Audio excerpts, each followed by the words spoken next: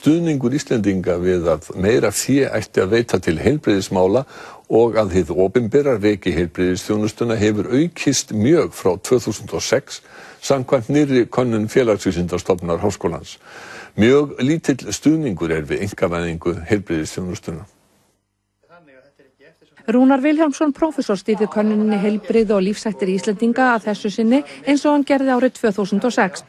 1600 Íslendingar á aldrinum 18 til 75 ára tóku þátt í heilbrigðiskönnunni og svöruðu spurningalistum fyrir hluta þessa árs. Yfirgnæfandi meirihluti landsmanna telur að verja í meira fé til heilbrigðismála af opinberri hálfu.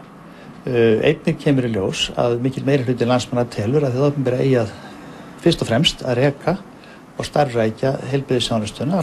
Ef við miðum við niðurstöðu 2006 þá sér maður að það er heldur aukinn hlutur eða hlutfall sem að vill að þið opinbera standi að rekstri einstakra þátta heilbrigðisþjónustunnar.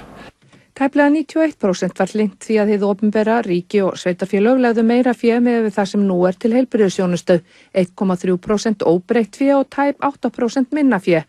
Árið 2006 vildi 81,5% meira fé, 16,5% óbreytt fé og tæp 2% minna fé. Meirihlutinn vill að sjúkrahús séu fyrst og fremst rekin af hinu opinbera, samir að segja heilsugæslustöðvar, hjúkrunarheimili, heimahjúkrun, endurhæfingastöðvar og lýðheilsustarfsemi. Eina undantekningin er læknastofur, þar vill tæpur helmingur að þær séu jafnt reknar af einkaaðilum og hinu opinbera. Meirihlutinn vill að tannlækninga barna séu reknar af hinu opinbera fyrst og fremst, minni munur er á tannlækningum fullorðina. Það er ekki hægt að sjá stuðning við það sjónarmið að rekstur í vaxandi mæli að færast til einkaaðila. Þetta móti virðist vera að kalla þarna eftir aukinni félagsvæðingu, getum við sagt. Þar sem ríkið komi í meira mæli heldur en nú er að ýmsum þáttum í heilbrigðisþjónustunni.